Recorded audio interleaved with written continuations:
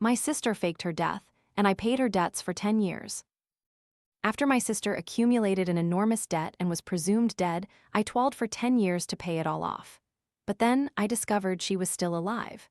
She was living a lavish, extravagant life with that huge sum of money. She sat in a luxurious car, impeccably made up, a stark contrast to my own weary, wrinkled face. She even laughed, saying, "Thanks to you, my dear sister, we have this rich life now." Choking back my anger, I confronted my parents, demanding to know why they conspired with her to deceive me. They coldly replied, "We raised you for so many years. Isn't it only right for you to earn money to repay us?" They drove away, leaving me to suffer in misery, under the crushing burden of years of labor and the cruel truth. I collapsed. I died of anger and exhaustion. But when I opened my eyes again, I realized I had returned to the day my sister faked her death.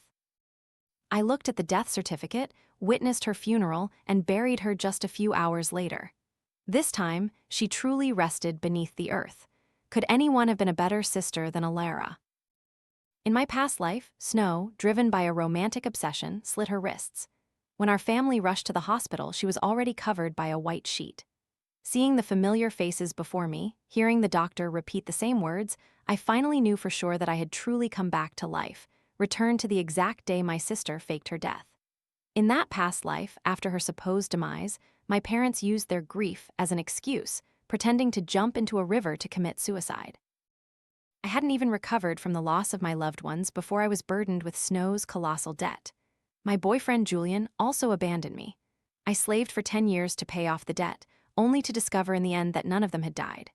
They had simply cheated me, taken the money, and lived lavishly abroad, while I was forced to live like a scurrying rat, enduring hunger and cold, a life worse than death itself. The thought of it made me grind my teeth with such hatred I felt they would shatter. In my past life, she faked her death. In this life, I will make sure she truly dies. I rushed to my sister's bedside, embracing her, sobbing. "Snow, why are you so foolish? Why would you think of such a thing?" I cried, hugging her body. Meanwhile, my parents stood to one side, feigning tears that didn't exist. Looking back, their terrible acting already had holes, but back then, I was too distraught to notice. "I considered you family, but you considered me a fool, didn't you? If you want to act, I'll play along to the very end." I cried fiercely, shaking Snow's body, weeping and reprimanding her for being so heartless, for wanting to die over a man. Seeing this, my parents panicked and rushed to stop me. "What are you doing?" Mother glared at me, her face flushed with anger. "Your sister is dead. How can you hit her? Aren't you too cruel?" I looked at her calmly and replied, "I'm just too heartbroken to control myself." Seeing me cry so genuinely, they finally sighed in relief, believing I had fallen for their act. But when I looked down at Snow's bandaged hand, I smiled coldly. In my past life, I was too grief-stricken to notice such obvious flaws. How could a dead person have such rosy hands? She was really enduring pain to act, but unfortunately, the script was still full of errors. I pressed hard on Snow's wrist. The corpse gasped, taking a sharp breath, but tried to hold it in. I could imagine her face twisted in pain beneath the white sheet. Too bad they still couldn't play their roles perfectly, and I was no longer the fool from my past life. I emphasized, "How can a dead person feel pain? Mother, you're just too distraught and confused, aren't you? Even though I'm only your adopted daughter, I considered Snow my own flesh and blood sister. What's wrong with hugging her a little before she's gone? Both of you, come here and hug your daughter too. Otherwise, once she's on the other side, you won't have another chance to see her." I cried, snot and tears streaming down my face, looking even more authentic than their performance. My parents watched me, their mouths twitching uncontrollably a few times. I hugged Snow even tighter, crying as if the sky was falling, but as I did so, I secretly pressed harder on her injured wrist. The white bandage immediately turned red in a patch. I felt Snow's hand tremble slightly from the pain, but she endured, not daring to make a sound. My parents stood by, wanting to say something but stopped themselves. They feared an overreaction would make me suspicious, so they could only stand still, feigning sorrow. I never thought Snow was quite good at enduring. She gritted her teeth, not speaking or moving. A moment later, the funeral home staff I called finally arrived. They placed Snow on a stretcher, but my parents fiercely opposed them taking her away. "You unfilial child, what are you doing?" Father rushed over and slapped me hard, angrily exclaiming, "Snow just died and you're already rushing to cremate her." I covered my face, my eyes welling up, and sobbed. "Father, I didn't mean anything by it. I just feel so sorry for Snow. I want her to rest in peace soon." Besides, she always said she preferred cremation over burial. She said that being buried for too long would make her face ugly, and she couldn't bear to become ugly. She even said she wanted to be scattered into the sea to be free. Hearing my elaborate lie, delivered so convincingly, my parents exchanged bewildered glances, unsure of what to say. Mother quickly rushed in front of the funeral home staff, crying and rolling on the ground, refusing to let them take Snow. The staff clearly showed their irritation, turning to me and asking, "Who exactly has the final say here? Make up your minds quickly, we have other places to be." At the staff's urging, Father glared at me. With no other choice, he took out money to settle the matter. Mother ran outside and called Julian, shouting loudly, "Come here quickly and take that wretched girl away. My precious daughter was almost forced into cremation by her. If anything happens to my daughter, how are we supposed to live?" When Julian arrived, we had just finished paying the fees to bring Snow home. He feigned comforting me for a few moments, then made an excuse about his car not having enough space, telling me to ride with him first. But I firmly refused. I must stay with Snow. I can't let her out of my sight to prevent them from having a chance to swap bodies. In my past life, they had drugged me, then swapped the body. As a result, I wept bitterly before an empty coffin, while the conspirators lived luxuriously elsewhere, spending money like water. The thought made me grind my teeth with such indignation. In this life, I swore to guard the coffin, to deny them any opportunity to switch bodies. "You like to act? Then I, your sister, will act with you all to the very end." I looked at Julian, feigning displeasure. "Julian, these are my family, after all. How can you be so heartless? Even though I haven't married you yet, they are my parents, and they will be your future parents-in-law. How can you let them carry their daughter home themselves? What if they strain their backs or something else happens?" My parents were about to interject, but I immediately cut them off. "Don't dawdle. If we delay any longer, the body will start to rot. My sister loved beauty the most when she was alive. I want to make sure she remains beautiful until the very end." As I spoke, I looked down at the body under the white sheet and saw it slightly stir. I smirked coldly. "Looks like she's scared now, huh? But this is just the beginning, my dear sister." With no other option, Julian reluctantly brought a stretcher and pushed Snow down to the parking garage. Passers-by in the parking lot stared at him strangely. Some, feeling it was bad luck, immediately drove away. At the destination, Julian intended to place Snow in the backseat, but I immediately stopped him. "Julian, are you an idiot? How can you put a dead person in the backseat? What if someone sees her while we're driving? Wouldn't that scare them to death?" Hearing this, a passerby glanced at Julian, then at the dead person's hand, while I merely chuckled internally. I knew they were worried the cramped space of the car would be unbearable for Snow, but I intended it. I wanted to see what they would do next. I wondered what excuse they would invent to continue their charade. My suggestions were all perfectly reasonable, leaving no room for suspicion. After all, it was just handling a corpse. There was no need to be overly elaborate. If Julian didn't comply, it would only make me more suspicious. "Don't dawdle, hurry up," I said to Julian, sounding exasperated. "It's such hot weather. Do you want my sister to rot outside? If you won't do it, I will." Seeing his hesitation, I prepared to open the trunk myself, but Julian was a step faster.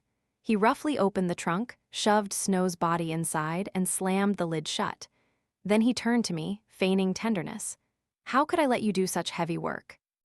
As the car started, I noticed a red string bracelet on Julian's right hand. Earlier, I had seen Snow wearing a similar bracelet on her injured hand. How ironic! The couple's watch I had once bought him, he had dismissed as childish and never worn. Yet now, he wore this small, insignificant item from Snow. It turned out, everything had shown signs early on. But if he didn't love me and wanted to break up, he could have just said so directly. Why did he have to turn me into a fool, bearing everything? Thinking back, their acting was truly clumsy, but in my past life, I was too naive to notice. I looked at the bracelet on Julian's hand, feeling it was very familiar. He noticed my gaze and quickly hid his hand, sweat beading on his forehead. Just as he was about to concoct an excuse, I smiled faintly and said, "I don't remember whose it is, but it looks nice." Hearing this, he sighed in relief. According to the customs in my hometown, a body must remain indoors overnight before the final rites and burial the next day. I was certain that tonight they would find a way to drug me to swap the body. Sure enough, as soon as I went upstairs, I heard Julian and my parents discussing downstairs how to make me unconscious. I pretended not to hear, took a hammer and nails, went straight downstairs, and began nailing the coffin shut. Hearing the hammering, everyone immediately rushed over. "What are you doing?" Mother glared at me, her eyes red, her expression as if she wanted to devour me alive. "Do you want to harm your sister even in death?" My hand paused. I turned to her and asked in surprise, "Mother, my sister is already dead. Have you and father become delirious with grief?" I cried as I hammered the coffin even faster, muttering, "Seal it tight. Bury her soon, and mother won't have to grieve anymore." Seeing mother so agitated that she was talking incoherently, Julian angrily stepped forward to explain. "Auntie is just too heartbroken, saying things she doesn't mean. Please don't take it to heart." I feigned understanding, nodded, and continued my work. Mother was so frightened she almost fainted. Fortunately, father caught her just in time. Julian quickly snatched the hammer and nails from my hand, saying gently, "How can I let you do such heavy work? What if you get hurt?" Father also quickly chimed in, Yes, daughters shouldn't do such rough, unlucky work. It's not good." "No," I snatched the hammer and nails back from Julian, stating firmly, "A leaky coffin will make the body decompose faster. My sister loved beauty when she was alive. As her sister, I cannot let her depart in an unsightly condition." As I spoke, I continued nailing the coffin. Father was so angry he fainted on the spot. The scene erupted in chaos. Julian seized the opportunity, grabbed the hammer and nails from my hand, pushed me aside, and said, "Uncle and Auntie can't bear the shock and have fainted. Let's quickly take them to a resting room." After everything was settled, Julian breathed a sigh of relief. That evening, I prepared a table full of food just as my parents woke up. They immediately rushed to the room where the coffin was placed. Seeing that it wasn't completely sealed, they breathed a sigh of relief. But when they turned around and saw me standing behind them, they jumped in fright. I smiled gently and said, "My dear parents, let's go eat. Don't worry, Julian just said that leaving it unsealed helps preserve the body better." I was wrong to think otherwise, so I won't nail the coffin shut anymore. Both of you should rest early too. Tomorrow will be very busy. Hearing me say this, my parents finally relaxed, glancing at me with resentment before turning away. During dinner, I attentively served them food, smiling. "Parents, please eat a lot. These dishes took me a long time to make." Mother looked at the food I served her and said coldly, "You sure know how to enjoy yourself, don't you? Your sister just died, and you're having such a lavish meal." Father glared at me but said nothing more. After dinner, Julian handed me a glass of water. The scene was identical to my past life, immediately putting me on alert. In my past life, he had given me a glass of water too, and after drinking it, I immediately fell into a deep sleep, only waking up the next day when the funeral was almost over. I arrived just as snow was being lowered into the ground. At that time, everyone severely reprimanded me, saying I was thoughtless and even negligent on such an important occasion. Consumed by guilt and the sorrowful atmosphere, I could only hug Snow's coffin and weep bitterly. Now, thinking back, it was truly foolish, but thankfully I had been reborn. In this life, I had originally intended to deal with Snow at the hospital, but my parents stopped me, causing everything to fall back into the trajectory of my past life. But this time, I would shatter this game. Looking at the glass of water with tiny white bubbles rising and Julian's sincere face, I almost couldn't help but burst out laughing. What a bunch of incompetent accomplices. In my past life, I trusted them too much and was so heartbroken that I didn't notice the small details. I took the glass of water and pretended to drink it all in front of him. Seeing the empty glass, Julian revealed a triumphant smile, but before I could fall asleep, he collapsed before me. I stepped forward, washed my face, and vomited all the water I had just drunk. "And you think you can contend with me with this level of skill? I truly don't understand why I was so foolish in my past life to fall for a man like this." I dragged all of them onto the bed. I returned to finish nailing the coffin shut. The sound of the hammer echoed, making the person inside tremble in fear, but I said nothing, simply focusing on my work. When the coffin was almost completely sealed, Snow inside finally couldn't bear it. She began to whisper, "Julian, is that you?" A moment later, she panicked, banging violently on the coffin, trying to escape. But the coffin lid was already very heavy and I had nailed it shut, so a girl's strength like Snow's was completely insufficient. When I finished my work, a satisfied smile appeared on my lips, while Snow inside became increasingly panicked. She began to scream and cry, pounding on the coffin lid, weeping and calling for her parents' help. "Scream, my dear sister. Scream until your throat is hoarse. No one will come to save you." From inside, Snow's enraged voice rang out. "It really is you, you wretched woman. Let me out. Otherwise, when I wake up mother and father, you'll pay." Hearing her words, I laughed. If mother and father were still conscious with such loud hammering, they would have been here long ago. Snow finally realized her predicament, her voice trembling, no longer defiant. You, what are you going to do?" I replied calmly. "You wanted to fake your death so I'd take on your debts, huh? All right, I'll help you truly die, no need to pretend." Snow was so frightened she stammered. You found out when?" I didn't answer, just stared at the coffin. Snow's banging and cries for help grew weaker and weaker, then completely disappeared. I smiled with satisfaction, dropped my tools, and left the room. Finally, I had avenged my past life. A sound sleep passed. The next day, I woke up to prepare for the funeral. In my past life, it was a fake death. This time, it was a real one. I would certainly make it a grand ceremony, fulfilling my responsibility as a sister. Early in the morning, aunts, uncles, and relatives arrived to help. They gathered around the coffin to chant prayers for the deceased. I had deliberately put on meticulous makeup and stepped out. In my hometown, whoever cried the loudest at a funeral was considered the most filial child. With this perfect opportunity for a performance, I certainly couldn't pass it up. "You like to act? Then I will act with you all to the very end." Last night, I even chewed on 3 cough drops to keep my voice strong.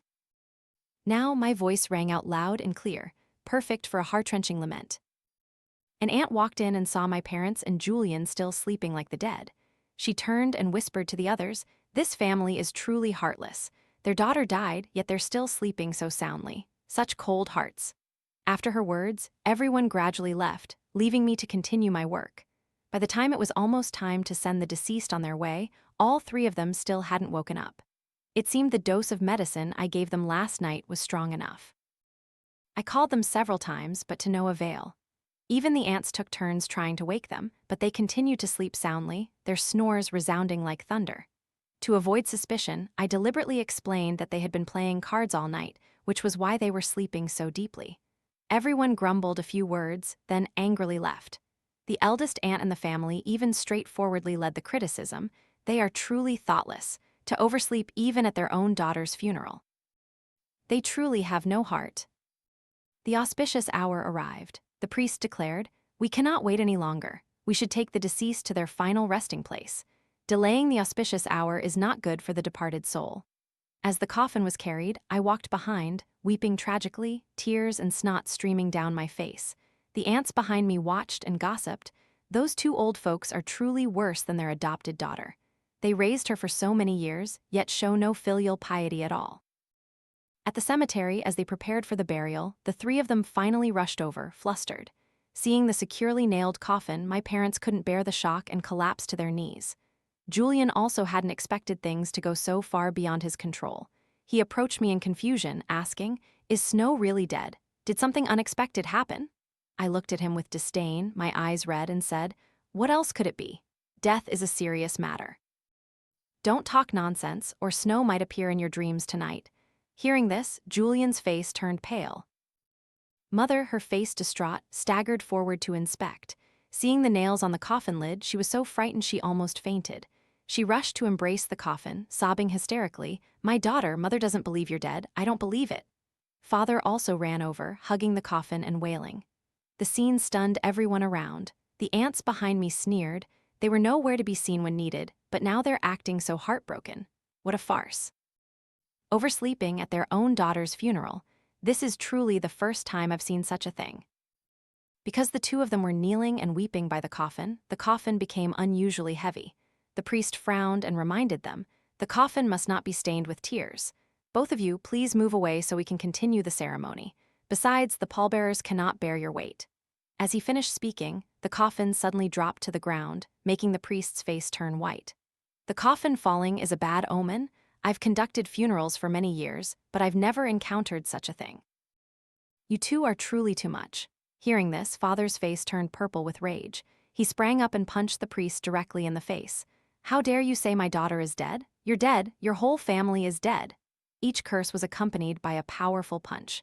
If other officiants hadn't rushed to intervene, he surely would have been beat unconscious on the spot. The officiants looked at the scene, cursed a few words, and then left, saying they would not participate in this matter anymore.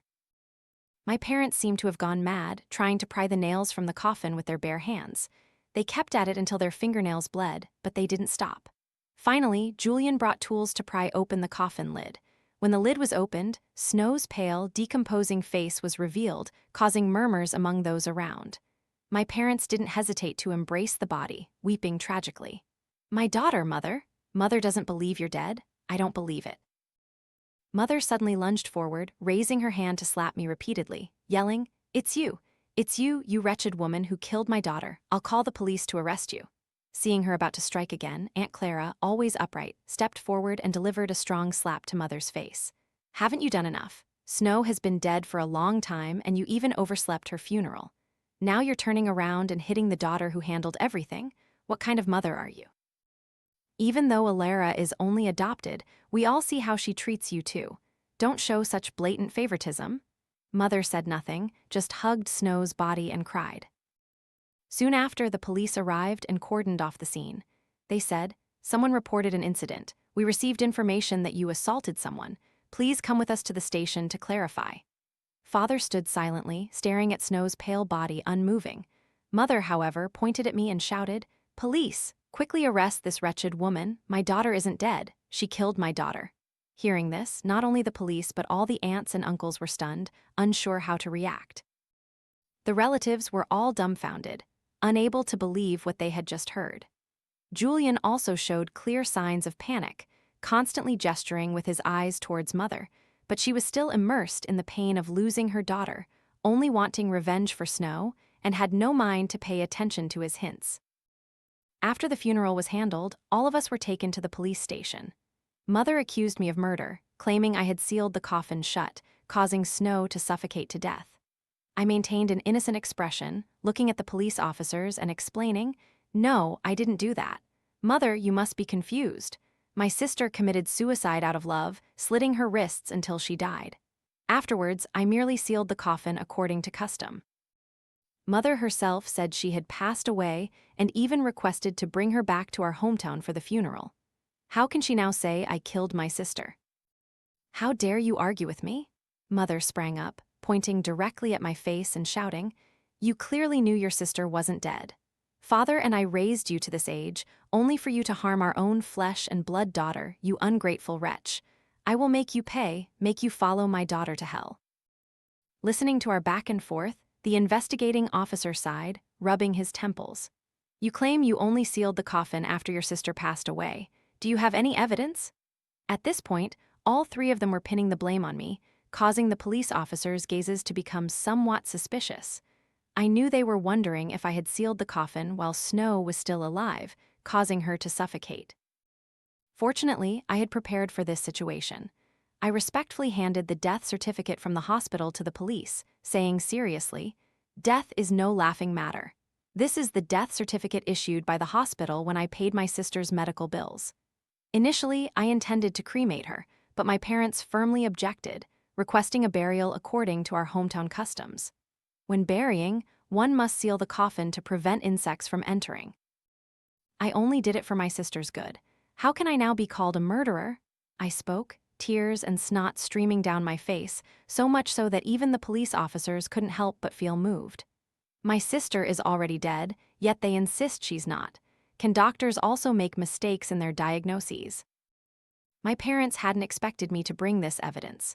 They turned pale with anger but still refused to give up, insisting that Snow wasn't dead and that I was the killer. With no other option, the police called in the doctor who had treated Snow. When the doctor and Julian met, both their faces looked incredibly strained. I gave the doctor a faint smile. It wasn't hard to understand why the doctor would help Julian lie. He had connections in the hospital. As far as I knew, Julian had a close friend named Dr. Gu, who was expected to become a promising young director of that hospital. With such connections, arranging a little deceit wasn't difficult. When Dr. Gu walked in and understood what was happening, cold sweat continuously beaded on his forehead. Under pressure from the police, he still firmly maintained that Snow was dead. I smiled faintly and gently reminded him, Dr. Gu, you should think carefully. Falsifying documents is a crime. Dr. Gu looked at me, his eyes full of worry, but dared not say anything more. I turned to my parents and said seriously, "See, mother, father, Snow has been dead for a long time. Perhaps you are too grief-stricken to accept the truth, which is why you're saying such foolish things." Father, unable to do anything, was so furious he was about to lunge and slap me, but the police stopped him. "Calm down, sir. Do you want to cause more trouble?" Father looked at the police, then glared at me again, but dared not do anything further. Meanwhile, Mother still refused to give up. "My daughter isn't dead. This wretched woman sealed the coffin and killed her," she screamed, her eyes red, then recounted the entire incident to the police. After listening, the police officer's expressions became more serious. Julian was about to interrupt, but was silenced by the stern gaze of the assistant officer. The police said, "So, this means you conspired to make Alara pay your biological daughter's debts without her knowledge. By sealing the coffin, you indirectly killed your own daughter." The entire room fell silent. The other police officers were so stunned their jaws almost dropped. How could there be such biased and cruel parents in this world? When the police learned that Alara was merely the adopted daughter, everything became clearer. Mother still stubbornly insisted that I had intentionally harmed their biological daughter, claiming I had put sleeping pills in their food and used a scheme to kill Snow. She even maintained that I had known about the plan all along and had turned their trick against them. What they guessed was all correct, but they couldn't do anything to me. After all, it was just conjecture, without any evidence. When the police sent people to the house to search for evidence, they found nothing because I had meticulously cleaned everything beforehand. I pretended to be innocent, looking at Mother with sad eyes. "Mother, I never imagined you would treat me this way." As I spoke, I buried my face in my hands, sobbing tragically, looking very pathetic. "Don't pretend anymore," Mother yelled, her face flushed with anger. "It was you. This wretched woman killed my daughter. You definitely knew everything beforehand." I looked at her with an innocent expression and replied, "Mother, you need evidence to speak." "How could I have known that you wanted my sister to fake her death so I would bear the debts? I don't have the ability to foresee the future. If anyone is to blame, it can only be blamed on your own cruelty for devising such schemes." I looked at Julian, who had been silent until now, and smiled. "Isn't that right, my dear boyfriend?" Julian, seeing me direct my attention towards him, visibly panicked. I thought to myself, none of you can escape. Sure enough, Mother went into a frenzy, lunging and slapping Julian several times, shouting, "It's you, it's all your fault. My daughter loved you too much, that's why she trusted you, and now you've killed her. You just wanted to seize all the assets, didn't you?" Julian looked at me in a panic, trying to explain. "Snow and I were completely innocent. Your mother is just too heartbroken, saying nonsense and slandering me."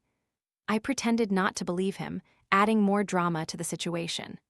As a result, Mother was so angry that she handed over all the evidence to the police, inadvertently sending herself and her 2 accomplices to prison. Julian was not reconciled, repeatedly insisting that it was Snow's idea. He said, "I didn't kill her. Why should I go to jail? Snow was always a contemptible person. She intentionally seduced me. She thought of this plan because she was afraid people would find out she stole her sister's boyfriend. She deserved to die." The 3 of them continued to argue, almost coming to blows. The police had to separate them and take all 3 to jail. In the end, all 3 were sentenced to 3 years in prison for negligent homicide. Father was also fined an additional 20,000 yuan for assaulting someone. After everything was over, a police officer patted my shoulder, his eyes full of sympathy. I used the money Snow had left behind to pay off all the debts to the loan sharks, and even had to add a little extra. After settling everything, I went to the detention center to visit my adoptive parents. After only a few days in prison, Mother had become so emaciated she was almost unrecognizable. Her mouth continuously mumbled Snow's name. Seeing me, she lunged, trying to hit me, but was restrained. I stood still, watching them go mad, feeling immensely relieved. In my past life, they had pushed me to the brink, causing my death. This time, it was finally their turn to taste this pain. I smiled gently and recounted to Mother every detail of how I had tightly sealed Snow's coffin and how much her daughter had struggled before she died. Hearing this, Mother became even more deranged, screaming and jumping up, begging the police to arrest me. When the police arrived, she fell to her knees, crying, "Quickly arrest this wretched woman. She killed my daughter." She just confessed in front of me. The police merely glanced at her, shaking their heads helplessly. She trembled, pointing at me, and shouted frantically, "Police, hurry up and arrest her. She killed my daughter. If you don't believe me, you can check the surveillance cameras. This wretched woman killed my daughter, it's her." Hearing Mother screaming like that, I just smiled. The surveillance cameras had been deliberately obscured by my body. With the volume at which I had spoken, even if the police investigated, they wouldn't be able to clearly hear what I said. Moreover, no one would be so idle as to believe the rambling words of a madwoman. Sure enough, the prison staff just quietly watched Mother's outburst. Afterwards, they injected her with a sedative. Mother passed out, but her eyes remained wide open, staring intently at me. Father had retreated to a corner of the room, no longer having any of his former aggressive demeanor. Watching them in this pathetic state, I finally felt at peace. I felt no sorrow or regret. Instead, I felt triumphant. I did all of this just to avenge my past life, to rewrite a different ending. In my past life, they had treated me so cruelly that now I didn't need to retain any semblance of familial affection. The life they had given me, I had repaid in my previous life. In this life, they were on their own. As I stepped out of the detention center, a warm ray of sunshine gently shone on my right cheek, bringing a pleasant, warm sensation. I left this city full of pain and bad memories, moving to Paris to settle there. I found a new job, starting over from scratch. 2 years later, I met my ideal partner, and we got married. We raised our children together, working hard to build our home. Our life passed peacefully but very happily. Wasn't this the family I had always dreamed of? A home with 3 people, simple meals, and 4 seasons of tranquility. Even though life was ordinary, it was filled with joy. I had finally found a new beginning. I had truly been reborn.